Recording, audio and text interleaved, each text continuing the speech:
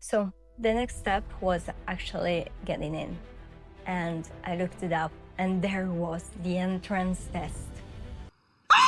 For those who don't know, here in Italy, we don't have one massive test that gets us into multiple universities like the SATs or the CACAO. We have instead standardized tests specific to the major ones course. Usually, every university has its own test for each area of study. For example, for engineering, where I don't have architecture, but I use the architecture and the TIL-I for engineering. But like, for example, the engineering exam is actually called the TIL-I. They're basically the same as the university, so you will test your role as a university. Me being me, I decided to put all my eggs in one basket and take just the TIL-I.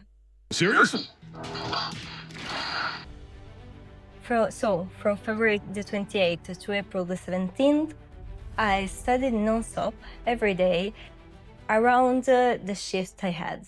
Balancing the job with the test prep meant that I had to be very strictly consistent.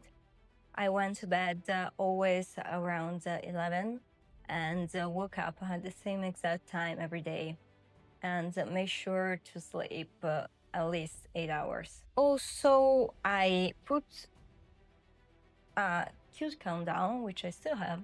It's this one. I don't know if you can see this one. Now it's for like university, but before I put it for the exam, I've also optimized my study system by focusing on the constant testing rather than passive reading, which I know that to many is now a very common thing, but for me it wasn't. I used to get through just like skimming lessons, and I wasn't a very good student for a very long time. We had like 4 main areas, which were basic of computing, then math, logic, and physics. For the first one, I used mostly the blurting method.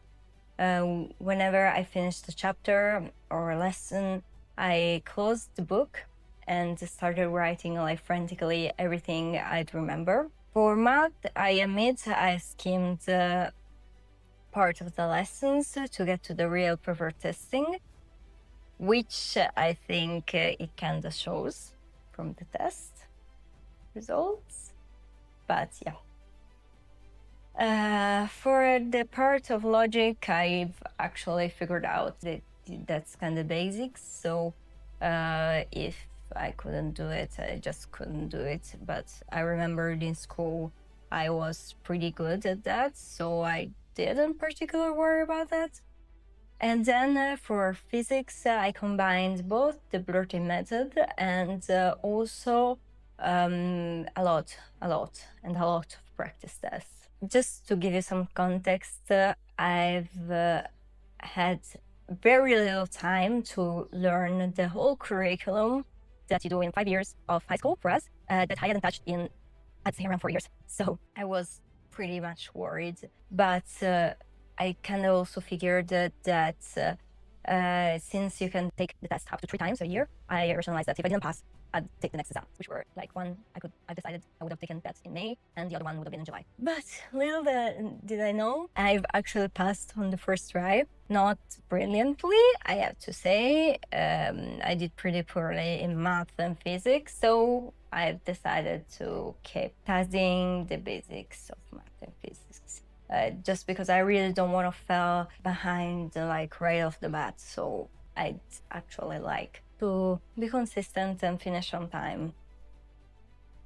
So I also kind of want to share a little bit of my advice of what I've learned from this experience. Dirty kid. So if you're a student and you're taking an entrance exam or getting ready to study engineering, I'd give you this advice, which is kind of practical and kind of what actually worked for me. So the first thing will be like isolate your most productive hours.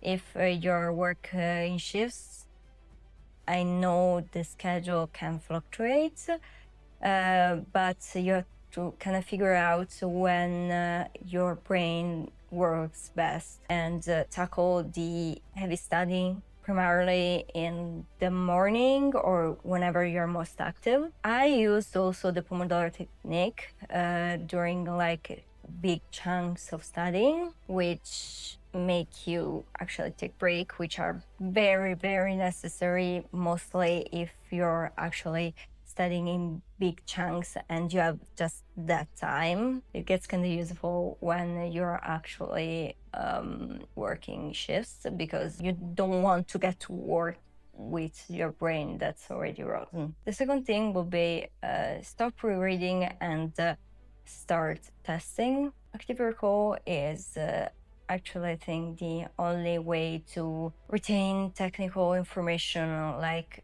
as quick as possible. One thing I changed is to do more sports. Just lock in more physical activity. I know it sounds counterproductive, and for me, I'd say it was for a very long time.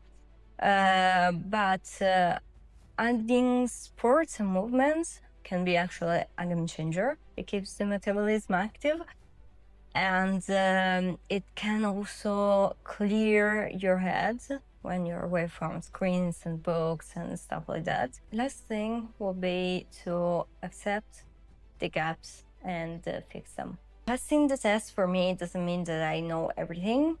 And if you score kind of low, like I did, I suggest to use those months that you'll have to bridge the gap. And also, if you can, study a little bit also the subjects that are going to be on the lectures you're going to take, so that you can actually understand and tackle the lessons the best you can. That was all.